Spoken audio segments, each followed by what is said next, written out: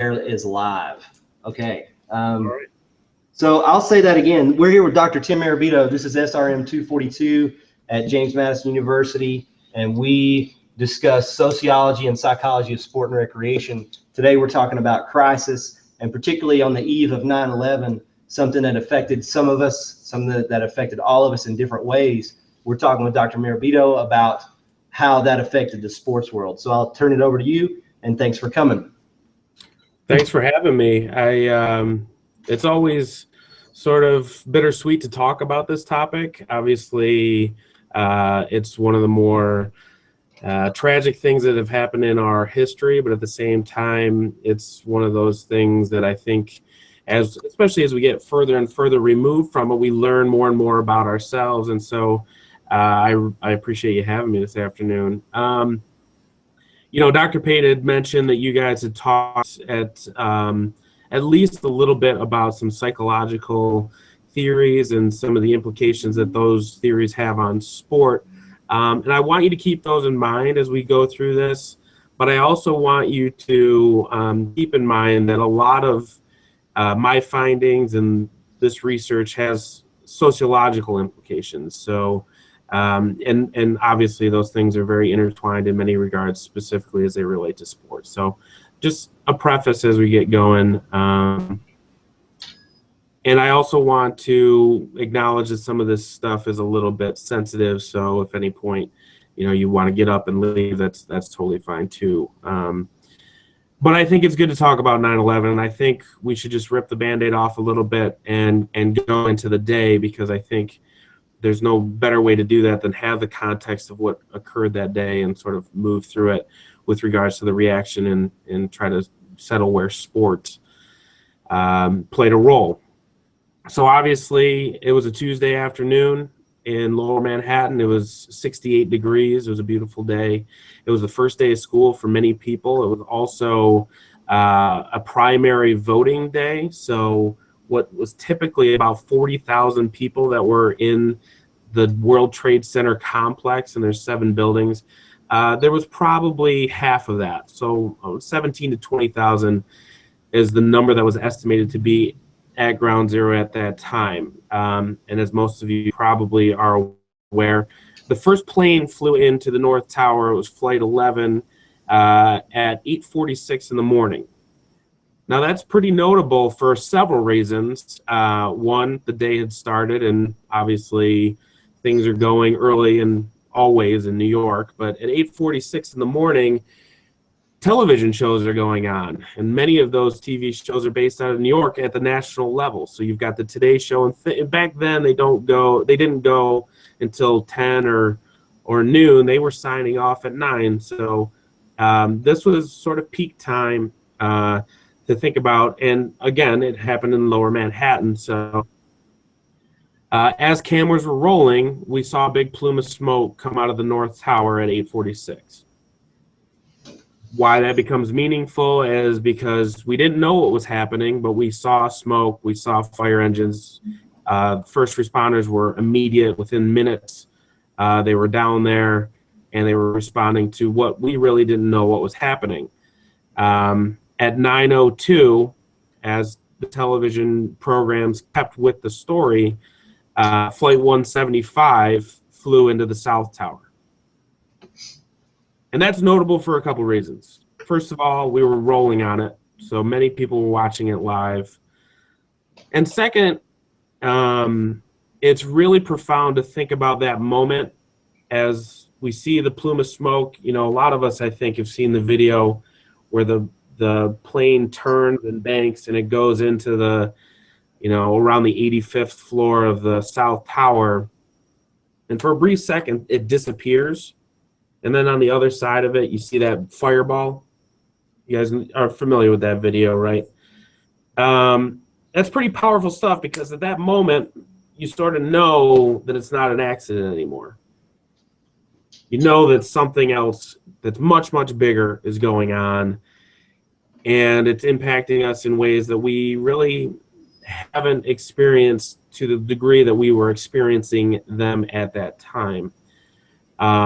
Obviously, over the next couple hours, we learned a lot more.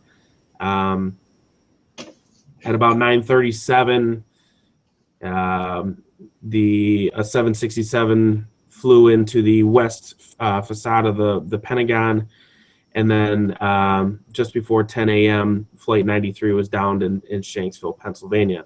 And so obviously that was sort of the umbrella that caught all the terrorist attacks. By then we really knew what was going on, and that was terrorism had sort of landed on our front door. And it had done so in a very visible and traumatic way, right? I think that's pretty obvious by this conversation. You'll see over the next several days, at least today and tomorrow, some video that still stems from that, a lot of conversation. We just got an email at Marist about how we'll have a memorial service tomorrow, and we still recognize it. We're 14 years removed. And I think these conversations are increasingly important because I was in the seat that you were in at that time. I was a junior at Ithaca College. I don't know if any of you guys are familiar with that, but I was in art class. I was just kind of hanging out with a couple friends. I was drawing some naked woman or something weird, and this all happened, and we got sent home. And it's 14 years removed. Most of you guys are probably what, 7, 6, 7, even 5 years old. So as we get further and further removed, I think it's more and more important to keep the conversation going and talk about that. For the following 96 straight hours, there was continual media coverage on television, radio, internet, everything that existed, and it mainly focused on the terrorist attacks. And I think it's fair to say that was the day that it became sort of a seminal moment. In other words, this is a moment in our history which we will certainly, it's like a mile marker, and we can note certain changes. And when I talked to you originally about this idea of the sociological implications, a lot of that deals with this idea of social pillars.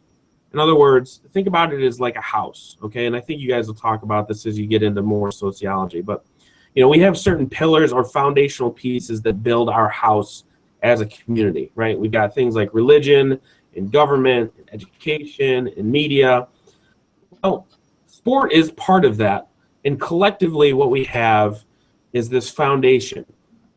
And why these seminal moments tend to be bigger deals than the day-to-day is because that's when the foundation gets tested.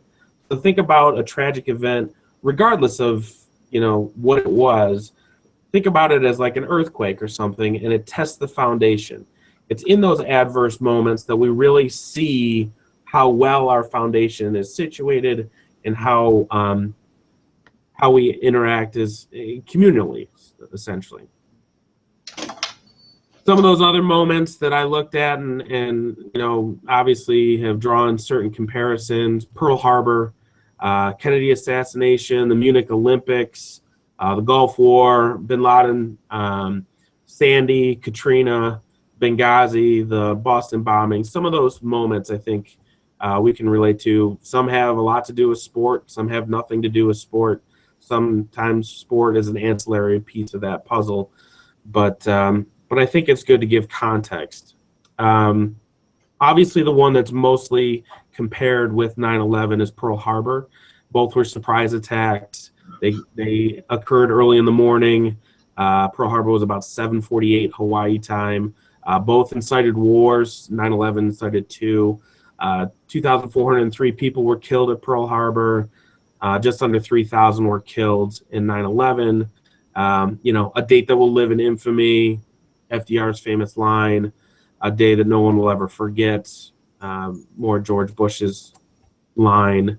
And so, the comparisons are relevant. And obviously, some of those other instances, we'll talk a little bit about the Kennedy one specifically. But the one big difference, and it has a sociological implication, is media, right? You think about, and as I mentioned before, the visibility of it.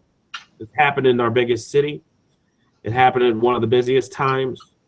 And it was also extended beyond that city with regards to Washington And it's sort of left like a what if in the back of our mind, right? We obviously know that Flight 93 was destined for something other than Shanksville, Pennsylvania. I think that's pretty fair to say. So let's think about it, and let's bring sport into the conversation a little bit. You know, some of those other seminal moments, Pearl Harbor I mentioned. FDR sent Kennesaw Mountain Landis, who was the commissioner of Major League Baseball back in the 40s. He sent Landis a letter. It was called the Green Light Letter, asking him, essentially imploring him to play the Major League Baseball season in 1942, following Pearl Harbor and us subsequently engaging in World War II. The Kennedy assassination, this is actually a pretty popular topic. It was 2 years ago specifically, but in 1963, John F. Kennedy was assassinated on a Friday. Then Commissioner Pete Rozelle was charged with deciding whether or not the NFL played those games on Sunday. He did. He decided to play the games. He later called it one of his biggest regrets. Munich. In Munich, when those Olympic Games were going on, obviously the Black September group, Palestinian terrorists, kidnapped and held hostage 11 Israeli Olympians in the Olympic Village. That obviously had a very tragic end to it as well. They continued those Olympic Games. Those games went on as that hostage situation developed, mostly based on Munich and the officials there trying to recover anything that they could from a reputation standpoint stemming from World War II, Germany, and all that stuff. But those went on. In the Gulf War too, when the Giants and Bills played in the Super Bowl in Tampa, the game was there was some debate on whether or not they should play. We had just engaged in the Gulf War. We were sending troops to Iraq, and they went ahead and played. And I think that's a pretty good backdrop to think about where sports at least had situated itself prior to 9/11. Now think about that from a sociological perspective, right? So you've got really substantial things happening in various parts of the world. You know, a president was assassinated. We are engaged in the largest war that we would encounter probably in our history, not probably, in our history. We have the most visible sporting event, international sporting event to occur, and it was televised. It was done in Munich. And then the Gulf War, where you had very serious and sophisticated weaponry that had become sort of part of the norm that was presenting itself. And in each one of those circumstances, they played the games. So history is our best teacher. And what history has dictated is that we continue to play.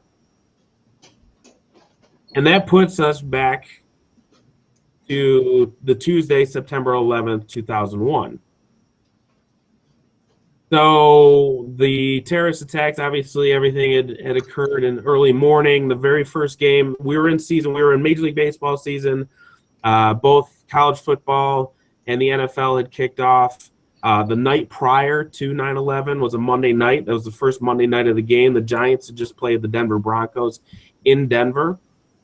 When they flew back from Denver, they flew into Newark, which is in New Jersey. If any of you are from the Northeast, you probably know that. They parked in the gate that was right next to Flight 93. And it was about 5:30, 6 o'clock in the morning. That flight was getting ready to take off as the Giants were getting off of their plane. So that's, some of these things are just beyond coincidental, and it gives you chills if you think about it. But the first game that was scheduled to be played after 9/11 was that afternoon in Atlanta. The Braves were playing Philadelphia, so Major League Baseball was on the clock on whether or not they were going to play. Bud Selig acted almost immediately. By 11 a.m. that morning, the game had been postponed. Almost by noon, all of the games for that day had been canceled. It was a full slate. Tuesdays, every Major League Baseball team plays. He canceled all those games. By that evening, Major League Baseball's activities had been suspended indefinitely. They didn't know when they were going to play.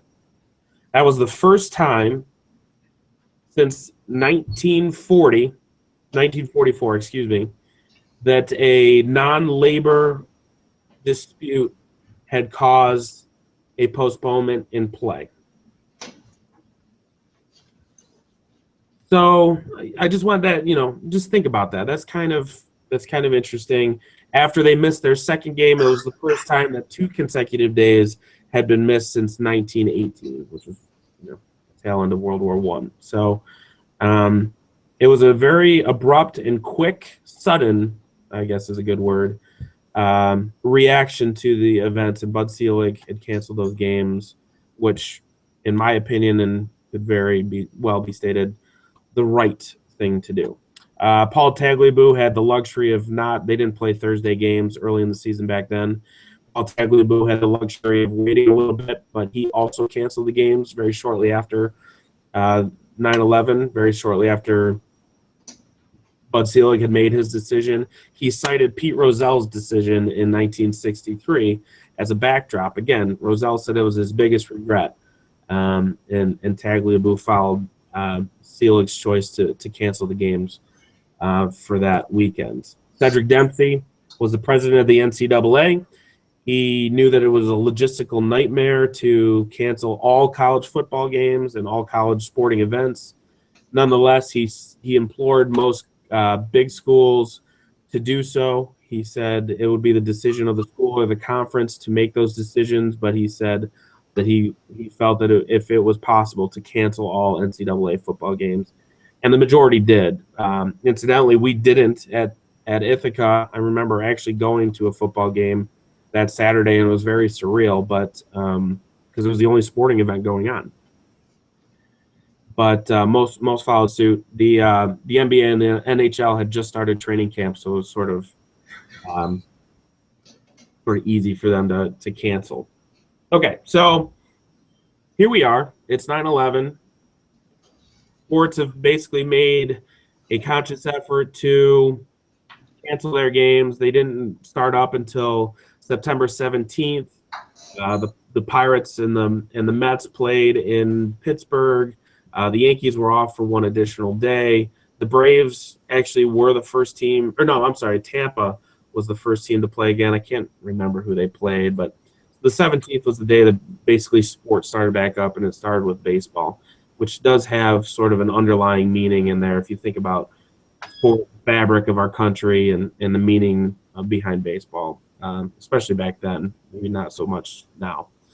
But what was happening with us as a society? What were we feeling? It's kind of interesting. There was studies done about what temperature of our community was, of our various culture was. Fear, anxiety, hostility, and PTSD were all prominent fixtures and responses from people that were involved with 9/11. It was reported 70% of Americans cried about the event. 52 to 70% of Americans felt depressed. 33 to 62% of Americans had trouble sleeping. 66% of Americans had trouble concentrating on anything, much less work and things like that, following the attacks. Alcohol and cigarettes consumption skyrocketed. Obesity went up. There was change in overall behavior. Think about the first time that you had to sit next to someone that had a headdress, or if you had to take the train someplace, or if you went to a major event where a large congregation of people happened to be sitting there, like a sporting event. All of those things were sort of major disruptions in society, and I think that's really where our foundation started to really be tested. Remember my analogy earlier about the house and the earthquake and things like that. Those are, I think that's when the dust started to settle, we went back into the house and saw what we saw, and those were the byproducts of it. Things had changed. So I had the opportunity to speak to 4 journalists that worked at the New York Times during this period. Again, there was 11 days between sporting events within New York City. So that's a long time but the New York Times kept publishing publishing editions in sports sections, and so they had to write about things. So I thought that was a good sample size, or a good sampling measure. They used the New York Times came out with a campaign called A Nation Challenged. Essentially, that was news dedicated to the response to 9/11. It lasted 112 days, which was to the end of the year, December 31st. Every day was dedicated to some form or fashion of the response, mostly by New Yorkers. Interestingly enough, the New York Times is a preeminent newspaper. I think most of us can agree with that. It became a local newspaper, which is a little unusual for them, in certain regards anyway. And so it was a little strange, but I thought that that was a good time period, the A Nation Challenge campaign, and I thought that they were good subjects to talk to give me a perspective of what they thought the sociological implications of sport following these terrible tragedies was. You know, what shifted? Where is our foundation? What does it look like now post-tragedy? And the most interesting finding, and something that you read out of the dissertation, which I appreciate you doing, because even my mother and my wife have not read my dissertation, so at least we're in double digits now, hopefully, at least from a finding standpoint. But the primary finding that I think is most interesting, and the one takeaway that I think is important for us, especially as aspiring sport administrators and leaders, is sport was it took a diminished significance with regards to its societal value. And I think it's best illustrated when you start to think about how and why. And what I mean by that is, you know, in 2001, the Yankees were playing in Oakland, and that was the flip play. You know, and Jeter made that play, and they tagged out Jeremy Giambi at home plate, arguably like turning the series around, which they eventually won. And that was a great play. It was an extraordinary play. He shouldn't have made it to this day. And, you know, I'm biased. I'm a Yankee fan. But you juxtapose that with 512 people who went into burning buildings and died, knowing that they may die doing so, it's just powerful. It's just powerful stuff. If you think about the actors in both scenarios, who's the hero? Well, it's clearly the first responders. It's the firefighters. It's the policemen. It's the EMTs. It's all of those folks. And so if you think about the diminished role of the players, obviously the diminished role of the act follows suit. So from that standpoint, I think it was a good measure for us to really think about who heroes are and what heroism is.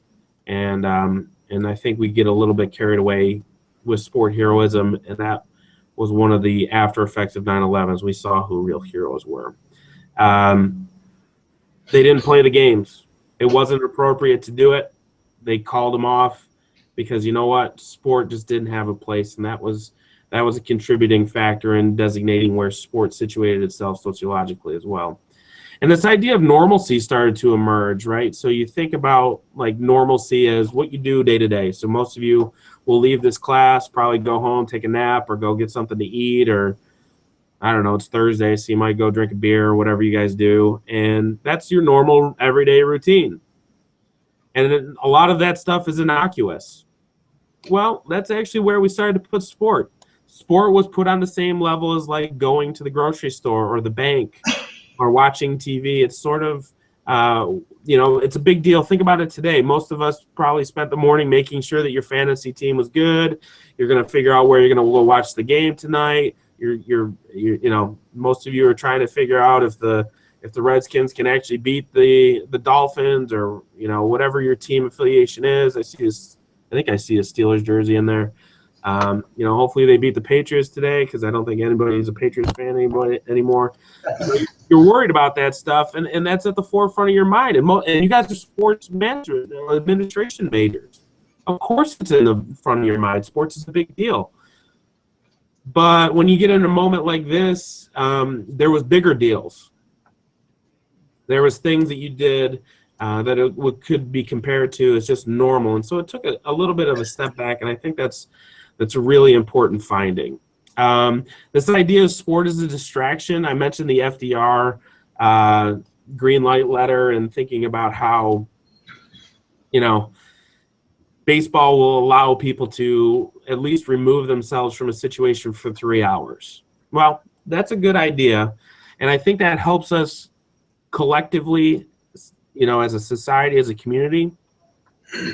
But there was 3,000 people that died, and a lot of talk following that, of following the terrorist attacks, was about Mike Piazza's home run against the Braves. Are you guys familiar with that?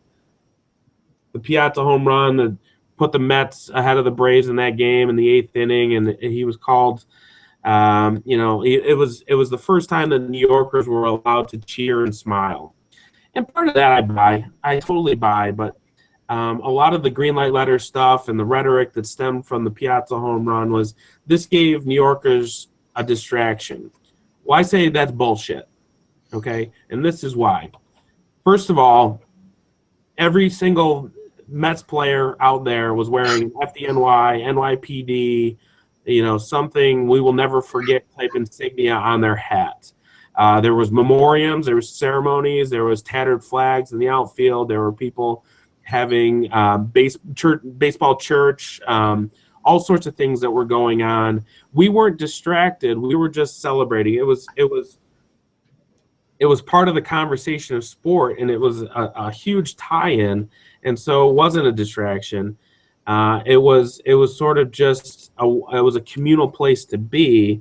The thing that pisses me off the most when people talk about sport following tragedy, and we saw it in Boston, we see it, in various capacities in different circumstances.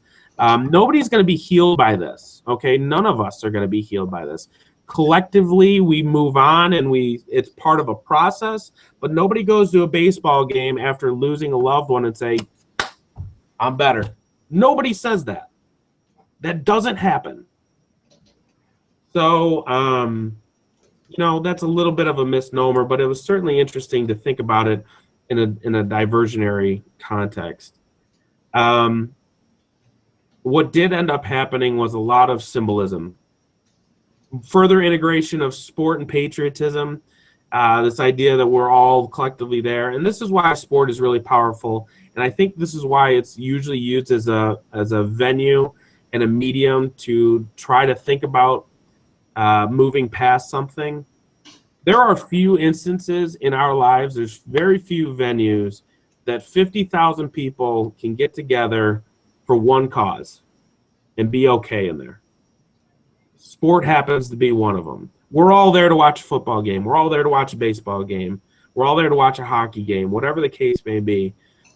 Sport is uniquely unifying in that regard. And so it creates a nice venue for that. A lot of patriotism stemmed from that. I think most of us can think about that. I mentioned the tattered flag that waved on the flagpole when the Yankees played the Diamondbacks in the World Series. That was taken right from Ground Zero. There was a lot of parallels between the unity and symbolism that existed in sport. For you guys, I think one of the more important findings were the logistical responses. And we've seen it since. This has been used as a baseline in a lot of responses since 9/11, in the sense that, first of all, they got the decision not to play correct. Okay, they didn't play the games, and that was exactly the right thing to do. But there was a transparency that emerged. There was an enhanced sense of security that emerged. There was a lot of diligence paid to making sure that not only do we not play sport because it's not the right time, but logistically we take care of our business so that when we get our patrons back in the seats, they feel comfortable and confident that they're going to go and enjoy a game. And that's, I think, a huge, huge part. A lot of us can sympathize and understand why you wouldn't play the game, but it doesn't end there. There's an after effect. And I think 9/11 and a lot of what the writing talked about was how the efforts were made to make sure that we were, okay with going back to what we were doing, just as much as, we were okay enjoying it when it existed. The last finding, and I find this one to be fleeting yet extraordinarily important. When you think of loss of innocence, basically what that is sort of a line in the sand. It's pre 9/11, post 9/11. I think most of us are pretty familiar with that terminology. If you think back to some of the imagery, specifically in Lower Manhattan, when you see all the dust and soot settle on people, those photographs look a lot like the photographs that we see happening in Syria or the Middle East or Baghdad back then or Afghanistan back then. It's eerie to think about that being Lower Manhattan, right? Something we had never seen. 9/11 was the single worst day in American history, casualty-wise, since the American Civil War, and we were fighting our own people. This was a one-sided battle, so that should give you some indication of sort of the magnitude of the event. But from a pre-post standpoint, this loss of innocence also dealt with the idea that we were vulnerable. And we were vulnerable because this had never happened before. We were vulnerable because people wanted to do this against us. And we were vulnerable because we put ourselves in situations in which we can be vulnerable. We will go, and Josh has been there. Some of you will have also been in huge, huge stadiums. Tennessee, Ohio State, Michigan, Florida. These are 100,000, Dallas, 100,000 plus seat arenas. If they're not perfect targets, I don't know what is. And that all of a sudden, this moment, when that plane, when 175 went into the South Tower, and we saw that plume of smoke and fire, we knew that we were then vulnerable. From that moment forward, it was a different ballgame. And so that's really powerful stuff. So it's interesting to see what has happened since. It's been 14 years, obviously. We've had some signature events, some seminal moments, the Boston bombings, Sandy, Katrina, Benghazi, Afghanistan, bin Laden. All of those things have happened since. Most of them have enacted appropriately, which I would deem appropriately with regards to sports reaction to it. The terminology has changed a little bit. I think most of our administrators are aware and use, again, 9/11 as a benchmark.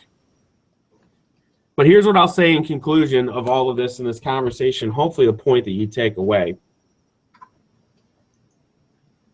I talked about that foundation. Our foundation was shifted pretty greatly. Our religion, we had issues with people that had contrasting ideologies. And we wouldn't want our religions to take over and incite conflict. We go to religion as part of a process to pray for people that are hurting, to get guidance for reacting appropriately, things like that. So from a pillar standpoint, standalone, not great, but it's still standing, right? Government. We don't want martial law. We want our government to make us feel safe. That's exactly what they did. From a media standpoint, we don't want misinformation. We don't want propaganda. What we want them to do is give us our information, and that's what we've sort of taken away from this. And so from a sports standpoint, I think we've reacted in a positive manner.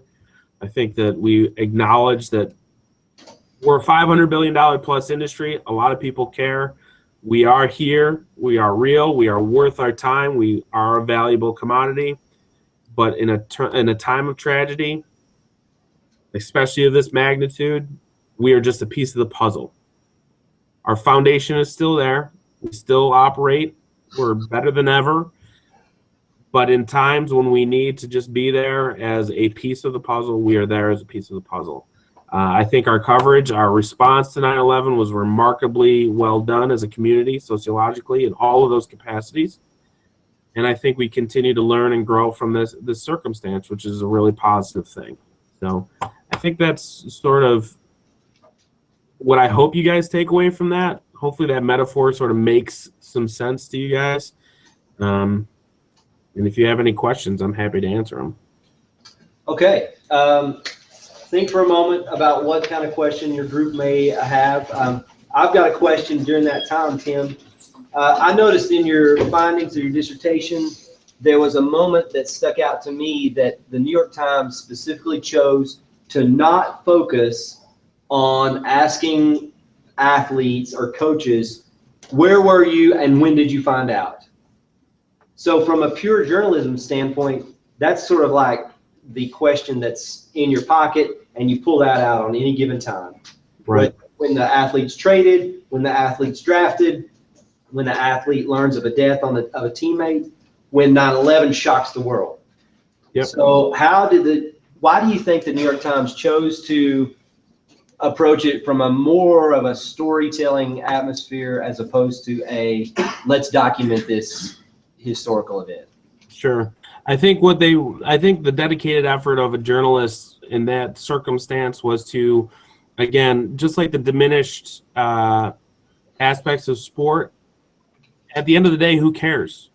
You know, that no athlete is going to provide an answer that's going to enhance a story and make you feel better or make you feel even worse about where they were. It's one of those things where they didn't want to introduce the celebrity of an athlete and think about what that meant to them and have that impact how the reader or the media consumer would view the tragedies themselves. Does that make sense? Totally. Yep. All right. Does the group have a question ready? We'll start in the back. All right. So you mentioned you went to Ithaca College. So we were wondering if you had like a personal connection to whether it's like crisis in sports or 9/11 or like New York sports teams, and like why or if it inspired your like writing your dissertation on it. Yeah, the inspiration actually stems right from that. I don't have a personal I don't have a family member or anything that that was lost directly related to me, but there were quite a few people at Ithaca that were really, really shook up. We canceled class the rest of that week. We had daily vigils and things like that, and it was a really traumatic time because a lot of the students that go to Ithaca were from the city, Long Island, New Jersey area, and so it always stayed with me how it was the first time in my life that I had seen something that was as real as it was. And compound that with the fact that I was a Yankee fan at the time, and there was so much ceremony and things done towards it. I went into the dissertation thinking that I was going to find that sport was elevated, that sport was actually a tool that we deliberately used to recover from this event. And I ended up finding the exact opposite.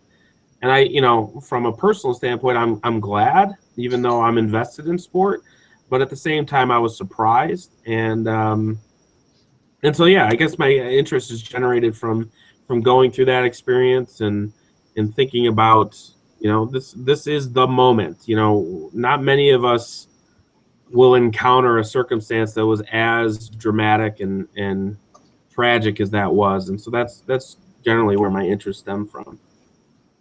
So I tweeted about some of the comments that you made, Tim, and one of them was, we all, a lot of times, and we'll talk about this as the semester goes, sport helps us come together and heal. If we just play the game, we can move on. It helps me get my mind off of it. And so we're seeing a little bit of a mix of that where like sport can get our mind away from what's reality. But like Tim said, it's very vivid to realize that it's not a medicine. It's not a healing component. It may be a distraction or its significance in society. Then, whereas like Tim was saying right now, hey, go Steelers, right? I mean, that's the only thing going down tonight.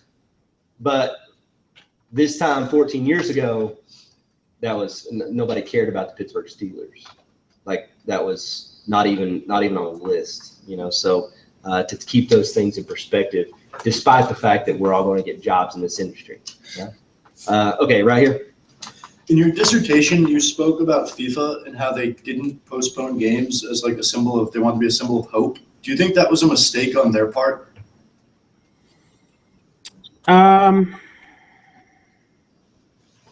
You know, the relationship between the United States and FIFA is obviously a little different. I don't think it was a mistake, and I don't fault anybody that, you know, from a youth league on up for participating. You know, the time I mentioned the timing of it, specifically with regards to baseball and football.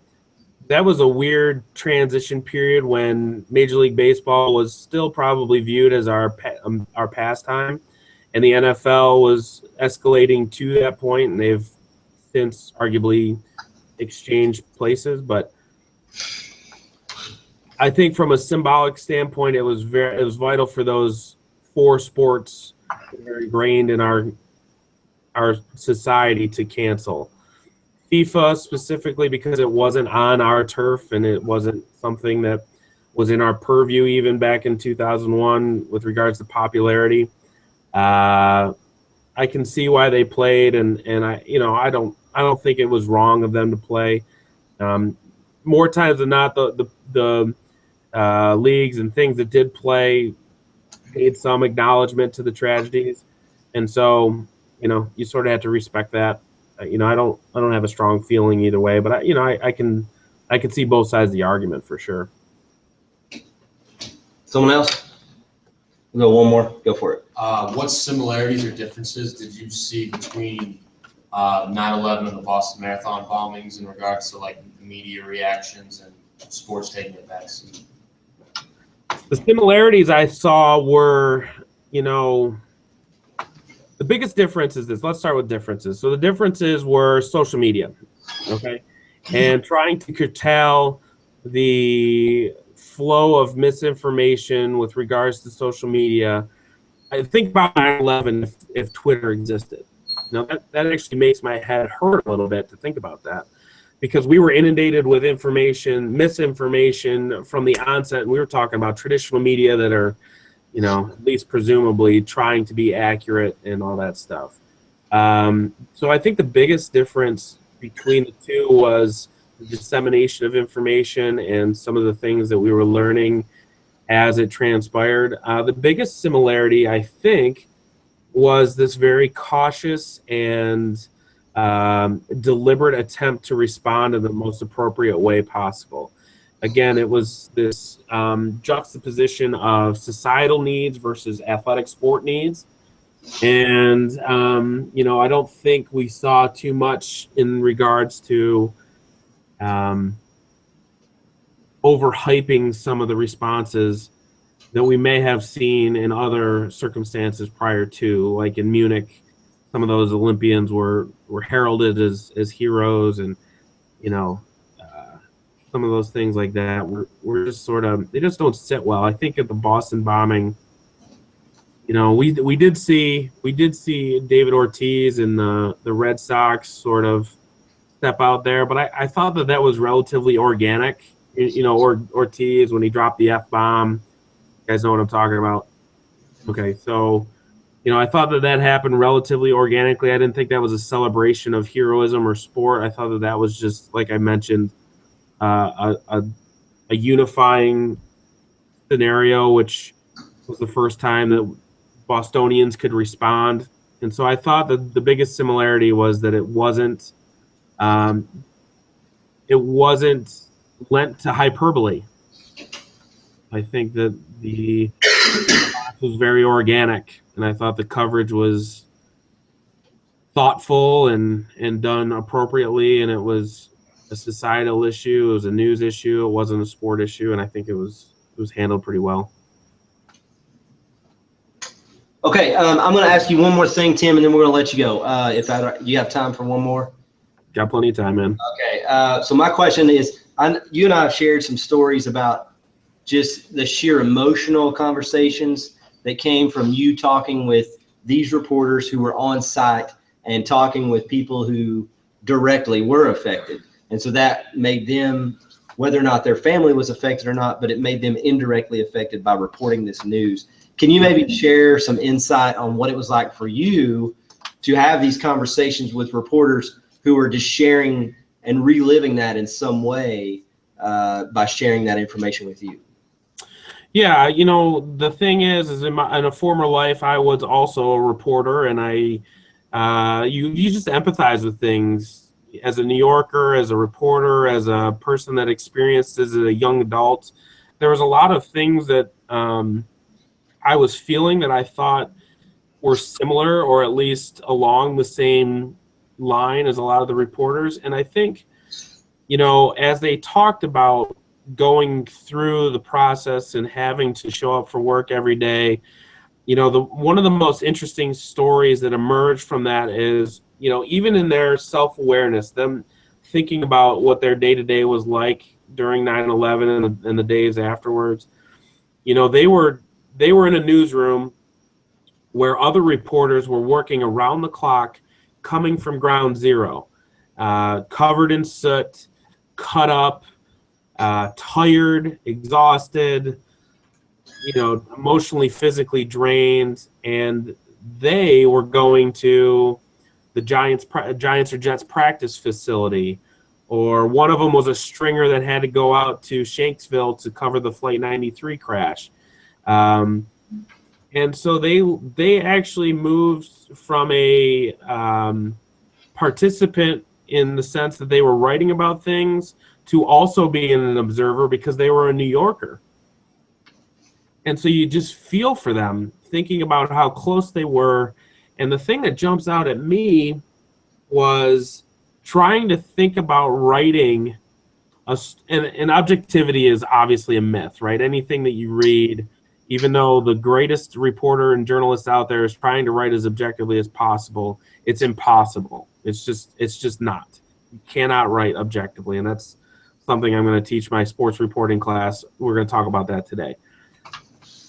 To try to think about, that meeting that gold standard and being as objective as possible while seeing your colleagues, your neighbors, your friends, your potentially family dealing with this. Man, I just don't know how. I don't know how they did it. I don't know how you wouldn't. I get a little teary just talking about it with you guys 14 years later, and I was a college student in Ithaca, right? These guys were writing about it every day, seeing it transpire at the New York Times. Like, how do you separate the two? It's incredibly powerful. It's impressive just how they were able to do it. I thought it was very tastefully done.